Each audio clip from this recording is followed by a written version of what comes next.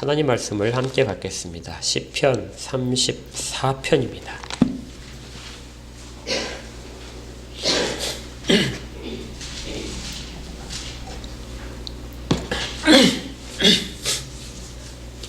시편 34편.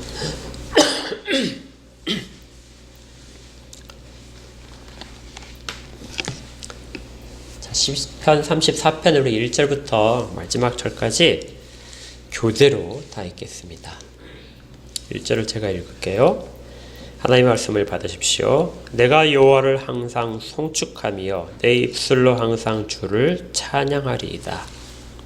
내 영혼이 여호와를 자랑하리니 공고한 자들이 이를 듣고 기뻐하리로다. 나와 함께 여호와를 광대하시다 하며 함께 그 이름을 높이세.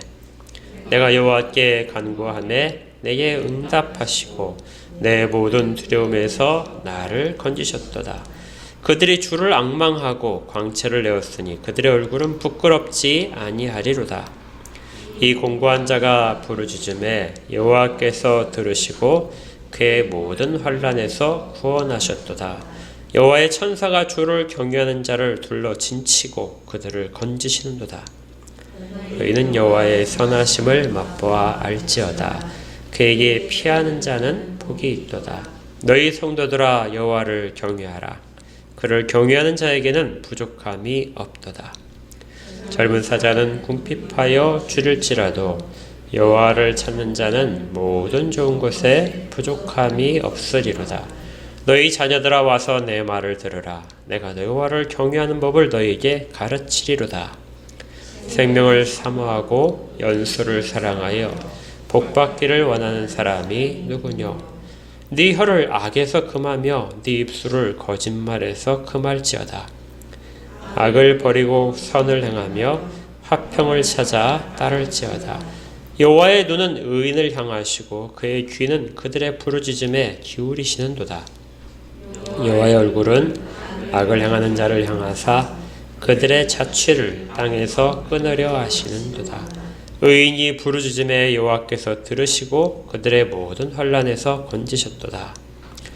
여호와는 마음이 상한 자를 가까이 하시고 충심으로 통회하는 자를 구원하시는도다. 의인은 고난이 많으나 여호와께서 그의 모든 고난에서 건지시는도다. 그의 모든 뼈를 보호하시며 그 중에서 하나도 꺾이지 아니하도다. 악이 악인을 죽일 것이라. 의인을 미워하는 자는 벌을 받으리로다. 여호와께서 그의 종들의 영혼을 속량하시나니 그에게 피하는 자는 다 벌을 받지 아니하리로다. 아멘.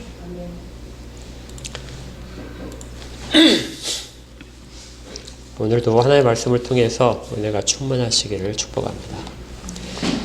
시편 34편은 우리가 지난주에 살펴봤던 30편과 마찬가지로 감사시 혹은 찬양시에 속합니다. 그러니까 이 시편 34편도 찬양으로 가득 차 있다는 것이죠. 특별히 1절을 보니까 내가 여호와를 항상 송축하며 내 입술로 항상 주를 찬양하리이다. 그러니까 내가 여호와를 계속해서 노래하고 싶다. 송축한다는 말은 노래한다는 뜻이거든요. 주님을 찬양하는 노랫소리가 내 입에서 끊이지 않도록 그렇게 다윗이 지금 그렇게 다짐을 하면서 노래를 합니다. 그리고 나서 2절에서 내 영혼이 여호와를 자랑한다. 이 여호와를 계속해서 찬양 가운데 찬양의 내용이 뭐냐면은 여호와를 자랑하는 거예요. 여호와를 자랑한다 이렇게 하면서 제가 설교를 준비하다 보니까 번뜩 생각이 나는 것이 우리 그 연예인들 무슨 시상식이나 인터뷰 날 때 막 상을 받을 때 하나님께 영광을 돌립니다 막 이러잖아요. 하나님의 은혜를 감사드립니다. 제가 옛날에는요, 야 이거 좀 너무 오버하는 거 아니야? 예, 그쵸. 예, 뭐 앞에 나가서까지 저렇게까지 할 필요가 있을까? 그랬어요. 그래서 그렇게 했는데 저 사람만 신앙이 있나? 뭐 그렇게 생각도 하기도 하고 또 시간이 지나면서 그 연예인이 또 어떤 잘못한 것이 또 기사화되게 되면 거봐 저 사람은 입술로만 저렇게 했어 막 이렇게 생각도 했었고요. 그런데 이제 조금 더 이제 나이가 들면서 보니까 사람들 앞에서 이 하나님의 이름을 이렇게 드러내서 이야기한다는 것이 그게 쉬운 일이 아니더라고요. 예. 그러니까 그 사람이 이제 한순간에 어떤 자기를 포장하기 위한 것일지 모르겠지만 적어도 그 순간에는 그 사람은 진심으로 이야기했을 것 같아요. 하나님을 자랑한다는 것은 용기가 필요합니다. 그러니까 그 사람은 그 순간에 용기를 낼 수 있었다는 거죠. 여러분들이 살면서 얼마나 사람들 앞에서 하나님을 자랑한 적이 있을까요? 하나님이 내게 하신 일을 이야기할 수는 있겠지만 하나님을 자랑하는 것. 하나님은 정말 좋으신 분이고 하나님 정말 선하신 분이고 이렇게 자랑할 수 있는 기회가 얼마나 있을까요? 제가 그 중국에 있을 때 담임 목사님이 여러분들 이제 기억하시겠지만 그 담임 목사님이 하시는 것 중에 제가 정말 좋게 보았던 것이 하나가 있어요. 그게 뭐냐면 중국 식당에 가든지 어디 가니까 이렇게 식사 시간을 이렇게 하게 되면 꼭 식사 전에 찬양을 했어요. 사람들이 알아듣지 못하는 간에 그 찬양하는 좋으신 하나님, 좋으신 하나님, 참 좋으신 나의 하나님, 우리 하나님 이렇게 찬양을 했습니다. 중국이기 때문에 사람들 앞에서 어떤 꺼리낌 없이 했을 수도 있을 것 같은데 물론 한국에 와서는 그런 적이 없지만 근데 정말 그 순간에 이국 땅에서라도 하나님의 영광을 하나님 정말 좋으신 하나님이라고 찬양할 수 있었던 것은 지금 생각해도 그게 괜찮을 것 같아요. 참 잘하신 것이다 이렇게 생각을 합니다. 살면서 우리 인생에서 하나님은 정말 좋으신 분입니다 하고 늘 이야기할 수 있었으면 좋겠어요. 지금 다윗이 그런 마음으로 지금 이야기를 하고 있는 것이 내가 여호와를 자랑한다. 내 영혼이 여호와를 자랑하겠다. 그리고 내 입술에서 항상 이것이 떠나지 않도록 하겠다 하는 것입니다. 그런데 이 다윗이 이렇게 찬양을 하는데 혼자만 찬양을 하는 것이 아니에요. 이게 여호와를 자랑한다는 것은 반드시 앞에 그것을 보거나 듣는 대상이 있어야 됩니다. 누구 앞에서 이렇게 여호와를 자랑하고 있느냐? 내가 여호와를 앞으로도 평생 찬양하겠다고 누구 앞에서 지금 이야기를 하느냐? 2절에 나와 있는데요. 곤고한 자들 앞에서 내가 자랑하겠다는 겁니다. 물론 이 자랑은 모든 사람 앞에서 하는데 그 중에서 이 자랑과 찬양을 듣고 기뻐하는 사람들이 있다는 거예요. 내 찬양을 듣고 누군가는 기뻐할 것이다. 그러니까 하나님께 영광을 돌리는 그 고백을 가지고 누군가는 그걸 들으면서 기뻐하고 감동을 느낄 것인 것입니다. 마음에 어떤 사람은 책망을 받기도 하겠죠. 그런데 그 대상, 정말 그 자랑이 유효해지는 사람, 의미가 있게 들리는 사람이 누구냐면 지금 다윗이 이야기하는 것은 곤고한 자들아 이렇게 이야기합니다. 자, 어떻게 곤고한 자들이 다윗처럼 찬양하고 여호와를 자랑하는 걸 듣고 힘을 얻을 수 있을까요?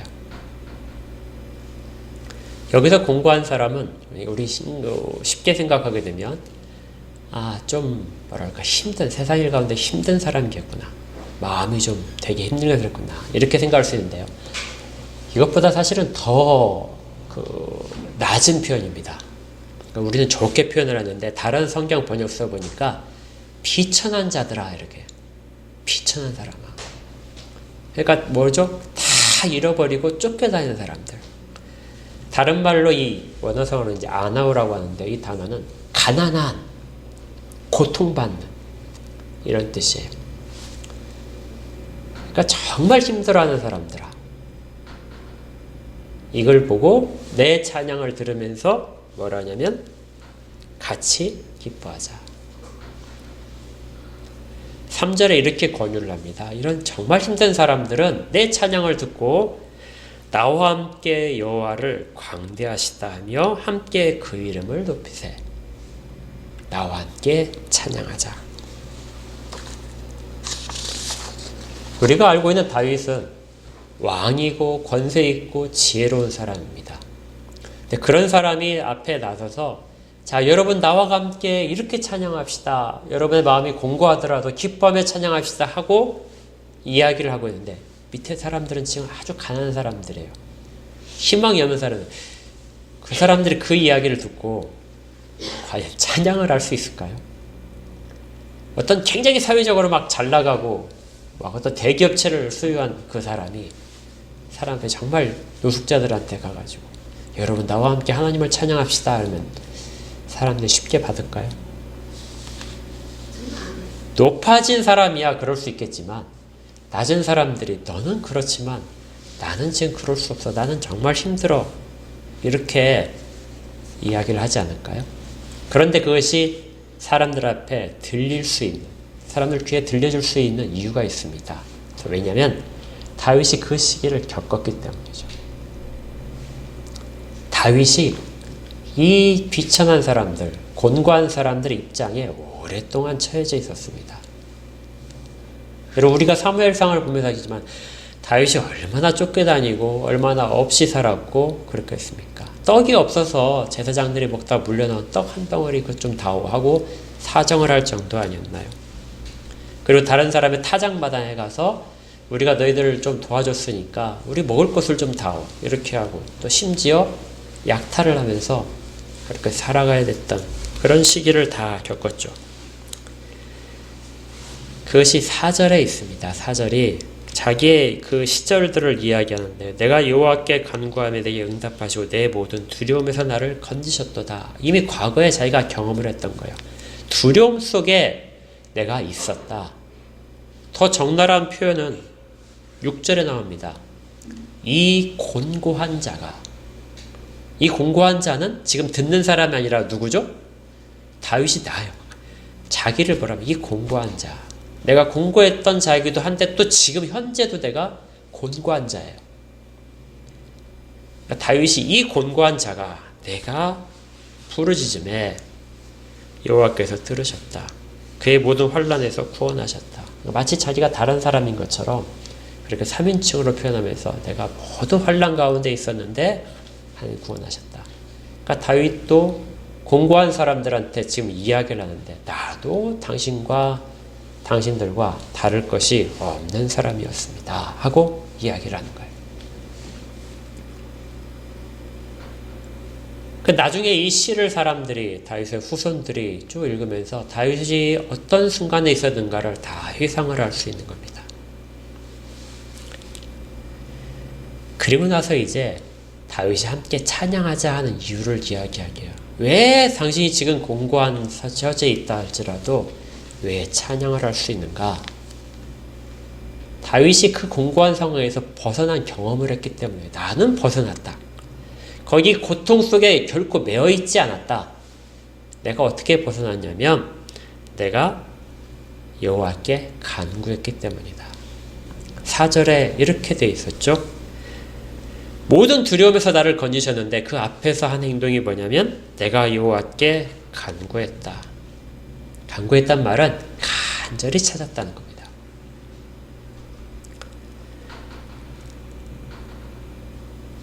5절에도 뭐라고 되어 있죠? 주를 앙망했다.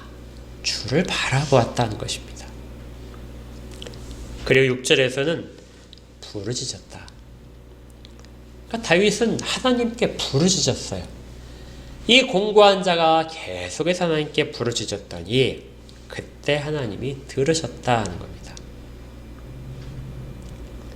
그러니 다윗이 지금 경험 가운데 들려주는 것은 너희 곤고한 자들아 기뻐할 것은 내가 지금 들려주는 내 경험을 잘 듣고 그대로 하면 된다.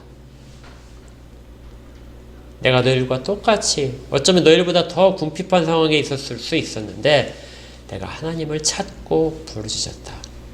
그랬더니 하나님이 들어주시더라. 그런데요, 들어주실 때 그 다음의 묘사가 아주 또 중요합니다. 4절에 뭐라고 되어 있냐면요.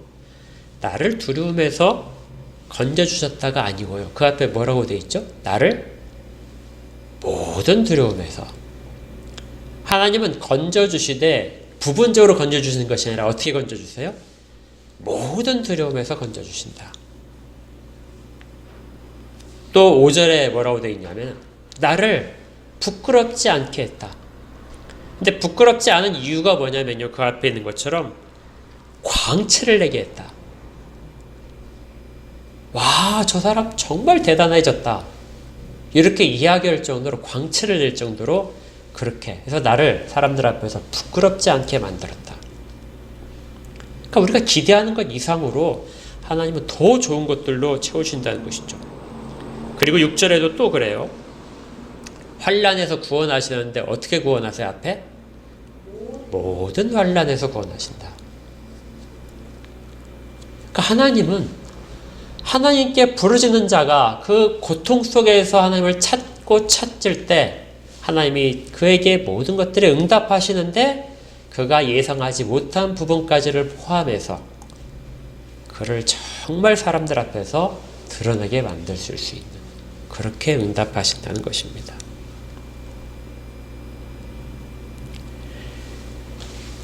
그렇게 하나님은 하나님의 사람들에게 하나님이 보호하고 계신다는 것, 내가 너희의 하나님이라는 것을 드러내고 싶어 하십니다. 그러니까 만약에 우리가 어떤 고난이 찾아왔다면 지금 다윗이 이야기하는 것처럼 그러면 그것은 고난에 그칠 것이 아니다. 그걸 통해서 우리가 부르짖을 때 하나님이 더 큰 것으로 모든 것으로 다 회복시켜 주시는 것을 우리 함께 경험할 수 있다. 이것을 8절에 이렇게 말합니다. 너희는 여호와의 선하심을 맛보아 알지어다. 우리가 하나님의 선하심을 다 할 수는 없어요. 그런데 다윗이 지금 경험한 것들은 어떤 거예요? 겨우 맛보는 거라고요.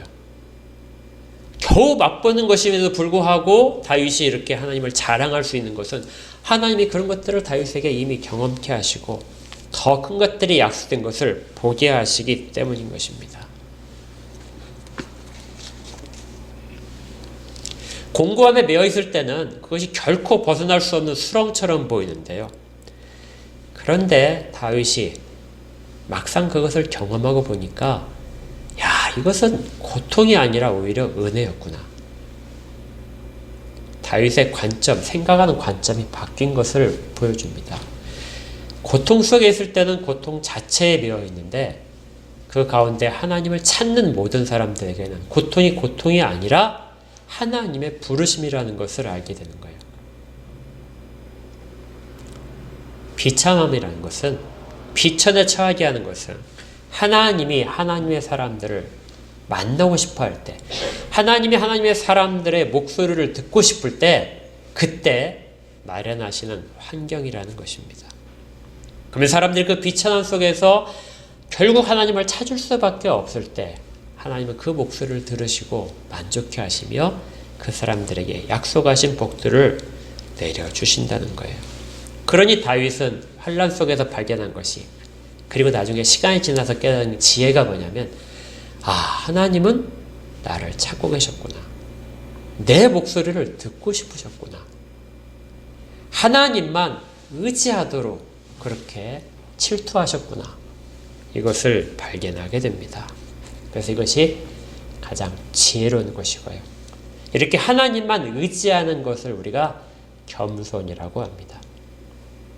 다른 것으로부터의 하나님과 비유될 수 있는 어떤 도움을 구하려고 하지 않는 것, 하나님께만 찾는 것, 이것이 겸손이죠.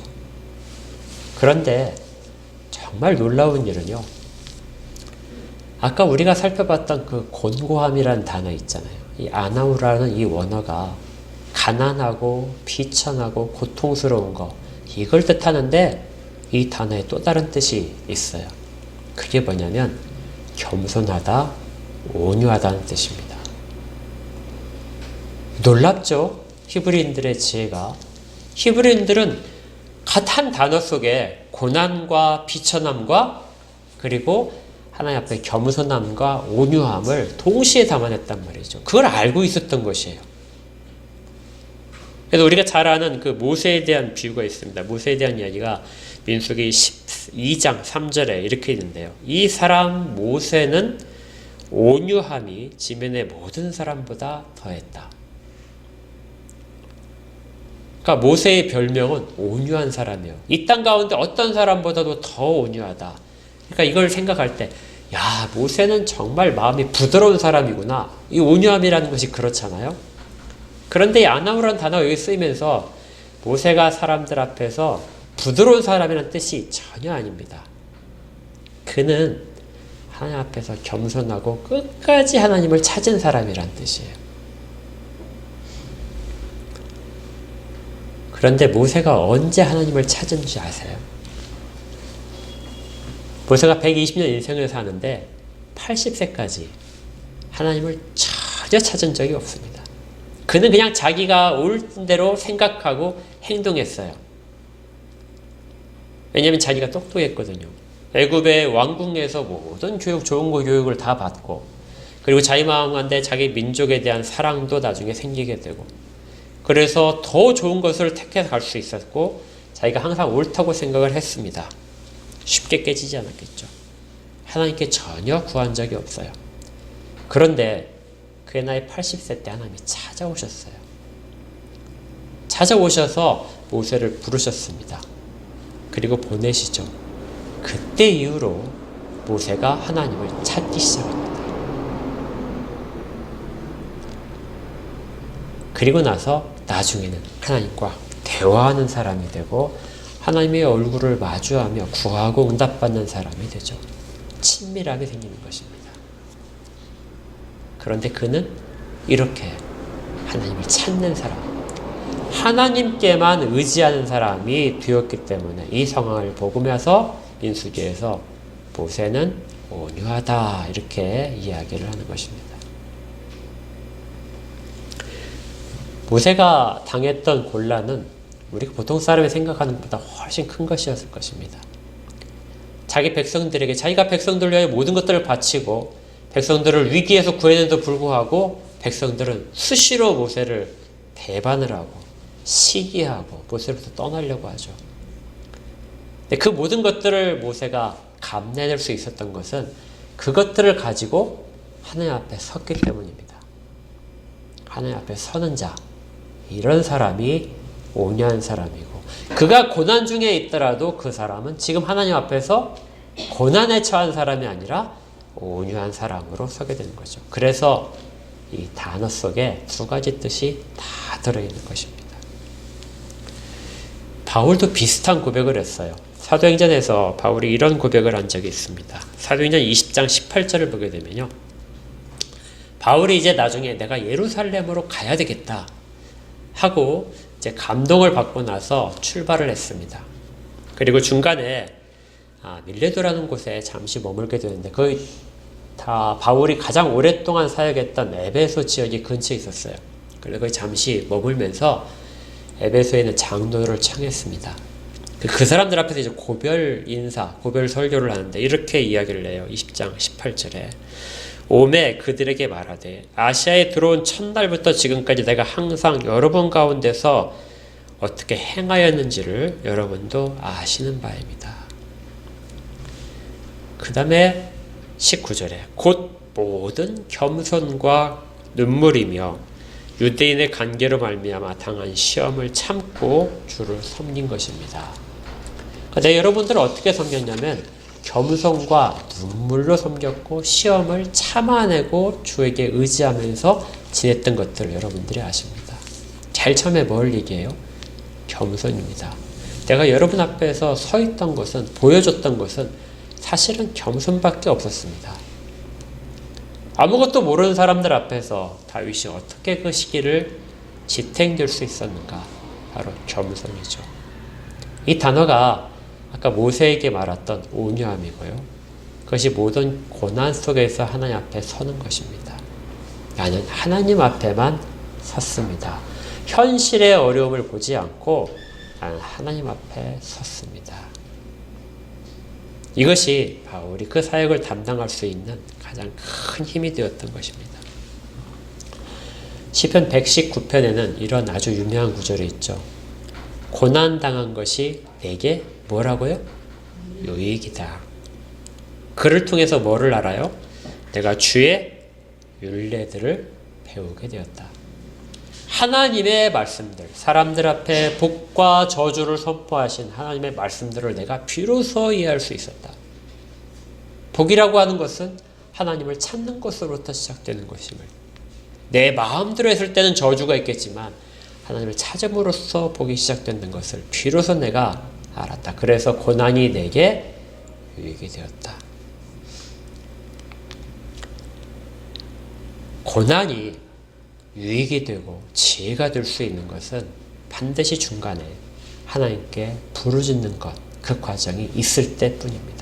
고난이 고난으로 끝나고 내 자랑으로 끝나고 내 운과 행운들로 끝나는 것은 하나님을 찾지 않는 사람들의 이야기입니다. 하나님을 찾는 사람들만이 고난이 동시에 온유함이 될 수 있는 것이죠. 그래서 다시 한번 이야기하는 것이 부족함이 없을 것이다. 9절에 이렇게 되어 있어요. 너희 성도들아 여호와를 경외하라. 그를 경외하는 자에게는 부족함이 없을 것이다.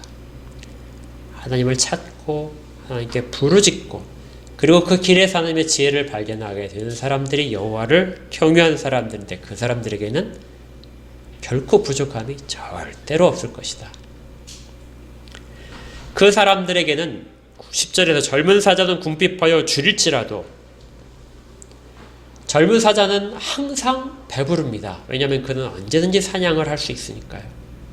늙은 사자라면 굶어 죽을 수 있겠지만 젊은 사자에게는 그런 일이 없습니다. 그런데 젊은 사자가 혹시라도 궁핍하여 줄일 수 있겠지만 그러나 여호와를 찾는 자들은 모든 좋은 것에서 부족함이 없을 것이다. 지금 이게 다윗의 찬양 내용이라고요. 공고한 자 앞에서 우리 같이 이렇게 찬양하자 하면서 자기 경험을 말하고 그 다음에 같이 찬양 속에서 다짐을 하는 것이 바로 이 과정이라고요. 그래서 다윗이 말하는 건 우리가 아무리 힘들더라도 여호와께 피하자. 오직 피난처는 여호와다. 8절에 그에게 피하는 자는 복이 있도다. 다윗이 지금 자기를 자랑하려고 하는 것이 아니죠. 바울도 자기를 자랑하려고 그 겸손이라는 말을 썼던 것은 아닙니다. 지금 그 말을 듣는 사람들을 그 길로 이끌고 싶어서 그래요. 그 길이 너무나 소중한 자기의 경험을 바탕으로 하고 있고 그렇게 하신 하나님이 너무나 좋으신 분이기에 지금 하나님을 드러내면서 하나님을 자랑하고 있는 것입니다. 하나님은 정말 좋으신 분이고 자기를 찾는 자에게 반드시 더 좋은 복을 약속하시고 그걸 채워주시는 분이니까 여러분 모두 다 그 길을 나와 함께 갑시다. 그 길을 가는 모든 자들에게 이를 당부한 이 이야기가 이스라엘 백성들에게는 가장 큰 지혜로 다가오게 됩니다. 그래서 앞의 내용이 10절까지가 찬양이라면 11절부터는 지혜의 내용이에요. 그 고난 속에서 발견한 모든 것들이 담겨져 있는 지혜입니다. 11절부터를 제가 이 번역보다는 새 번역으로 읽어드릴게요. 한번 들어보십시오. 복받기를 원하는 사람들은 이렇게 해야 됩니다. 인생을 즐겁게 지내고자 하는 사람. 그 사람은 누구냐? 좋은 일을 보면서 오래 살고 싶은 사람. 그 사람은 또 누구냐? 네 혀로 악한 말을 하지 말며 네 입술로 거짓말을 하지 말아라. 악한 일은 피하고 선한 일만 하여라.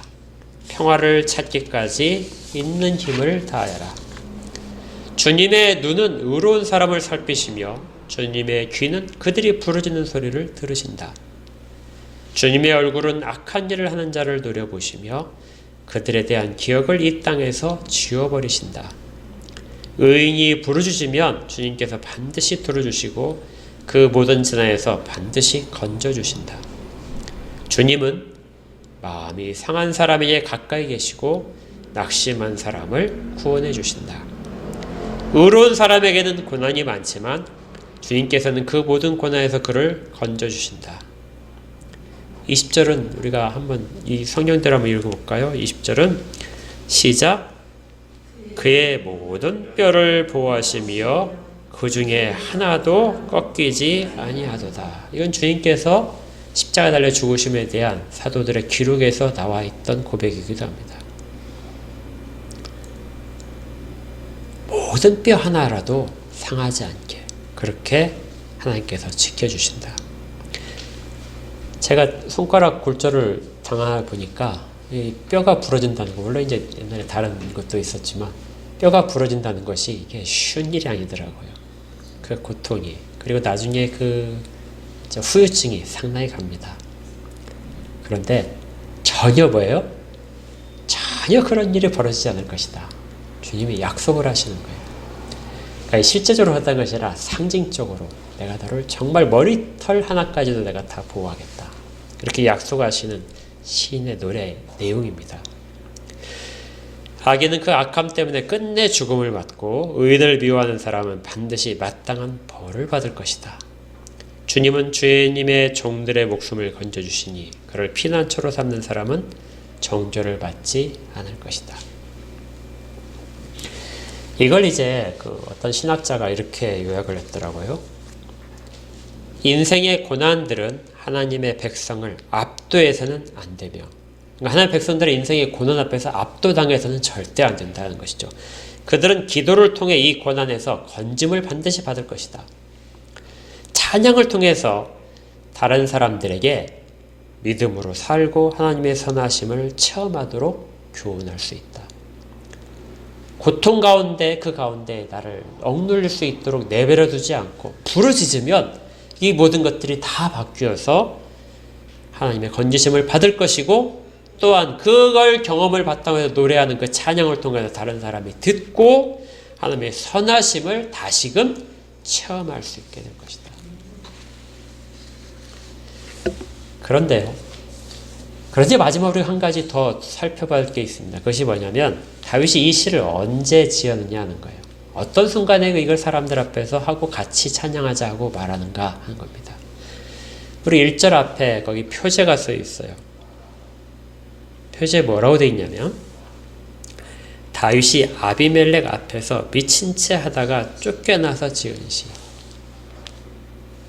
이 아비멜렉이 아비멜렉 앞에서 미친 채 한 적은 사실은 없습니다. 아비멜렉이라는 왕은 나타나지 않았거든요. 그런데 우리가 사무엘상 21장, 22장, 그 다음에 27장에서 봤듯이 아기스 왕이 있었죠. 다윗이 이전에 아기스 왕에서 미친 척을 했습니다. 그래서 아비멜렉이 바로 이 아기스 왕이다. 아비멜렉은 그냥 그 지역에 다스리는 왕의 호칭일 것이고, 아기스도 또 다른 호칭일 것입니다. 그래서 미친 채하고 겨우 목숨을 부지하고 쫓겨난 적이 있었죠. 다윗이 사울 왕을 피해서 그 지역에 갔다가 거기서 위험해서 도망쳤던 거. 우리 앞에서 성경 공부 시간에도 한번 다뤘었잖아요. 그리고 나서 쫓겨나서 아둘람 굴로 피신을 했는데 거기서 지은 시라는 겁니다. 그 다윗이 정말 기분 좋은 상황에서 지었을까요? 아닙니다. 다윗이 거기에 있다는 소문을 듣고 이제 사람들이 하나둘씩 모여서 한 400명쯤 모였어요. 근데 그 사람들이 어떤 사람이냐면 사무엘상 22장에서 이렇게 그 사람들에서 이야기해요. 사무엘상 22장 2절에 환난당한 모든 자와 빚진 모든 자와, 빚지고 다 쫓겨온 사람들이에요. 마음이 원통한 자, 이런 사람들이 다 그에게 모였고 그는 그들의 우두머리가 되었는데 그와 함께 한 자가 400명가량이었더라. 그렇다면 이제 이 곤고한 자들이 누군지 아시겠죠? 정말 쫓겨나서 아무것도 없는 자, 재산 다 잃어버리고 그래서 빚진 상태에서 종되기 싫어서 도망친 자, 사울의 압자 속에서 마음이 원통한 자, 불의한 일들 가운데서 모든 것들을 다 빼앗긴 자, 정의를 사모한 자, 환난 가운데서 이런 사람들이 하나둘씩 도망쳐서 다윗에게 모여들었는데, 그러면 그 분위기가 좋을까요? 다윗이 그 사람들을 모아놓고 이렇게 이야기를 하는 겁니다. 공고한 자들아, 기뻐하자. 다윗도 지금 공고한 중에 있는데 그들에게 기뻐하자. 내가 지금까지 살아온 길을 보니까 하나님은 반드시 나를 도우셨다. 내가 부르짖을 때마다 하나님은 나를 응답하시고 가장 좋은 것으로 갚아주셨다. 그러니 우리 함께 하나님께 부르짖자. 그러면 하나님이 그 곤란 가운데, 환난 가운데 다 구원하신다. 그런 의미에서 1절을 다시 읽어보게 되면요, 이렇게 되어있습니다. 내가 여호와를 항상 송축하며 내 입술로 항상 주를 찬양하리이다. 이건 사실은 명령문이에요. 내 영혼아, 내 입술아, 항상 여호와를 송축하고 노래하라. 그리고 항상 하나님을 찬양하라. 이 항상이라는 단어를 주의깊어야 됩니다.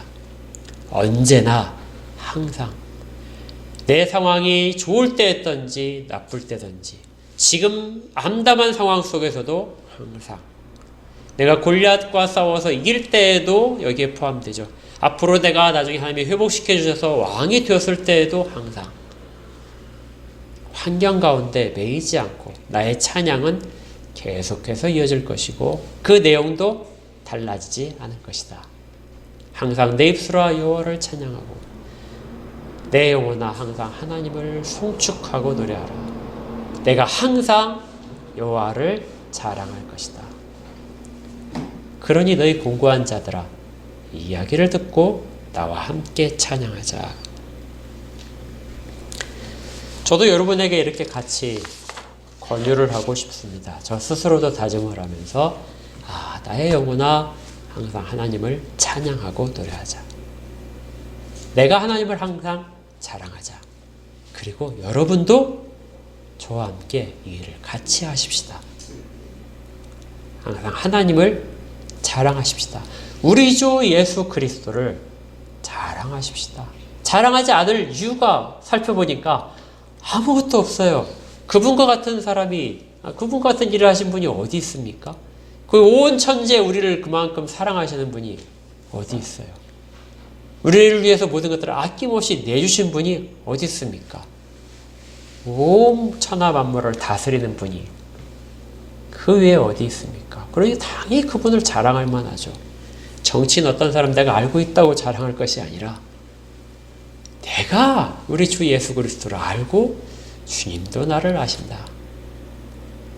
주님이 지난주에 말씀드렸죠. 주님이 내 이름을 가지고 어떻게 했다고요? 내 이름을 붙이고 십자가에 올라가셨다고요. 주님이 내 이름을 그렇게 아신다고요. 그런데 그분을 내가 자랑하지 않을 이유가 어디 있겠습니까? 우리 함께 하나님을 자랑하고 우리 주 예수 그리스도이신 성자 하나님을 찬양하고 자랑합시다. 마무리를 이제 짓겠는데요. 다시금 우리가 자랑하는 것들, 우리 이생에서, 우리 인생에서, 금생에서 자랑하는 것들이 무엇인가를 살펴보시고요. 그리고 그 내용들이 바뀌기를 원합니다. 그렇게 바뀌기를 원하시기 위해서 원하시는 그 하나님께서 우리에게 허락하는 것이 바로 이 곤란한 것들, 고난과 비천함에 처하게 하는 것들입니다. 그리고 그 속에서 우리가 하나님을 찾고 부르짖게 되면, 그리고 우리의 피난처가 세상에 있던 어떤 안전한 것들이 아니라 오로지 하나님께만 있다는 걸 고백하며 그분에 나아가게 되면 하나님은 반드시 모든 것들을 다 벗어나게 하시고 더 좋은 것들로 가득하게 하십니다. 그리고 우리가 그런 경험을 통해서 하나님을 노래할 때 우리의 노래가 다른 사람들에게는 새로운 복음의 통로가 되어서 주 예수 그리스도를 전하게 될 것입니다. 우리 가운데 그 일이 계속해서 일어날 수 있기를 주의 이름으로 축복합니다. 우리 함께 이 찬양 잠깐 했으면 좋겠는데요. 364장입니다. 364장 앞에 악보를 띄워드릴게요. 364장 1절과 2절만 같이 한번 찬양을 하겠습니다.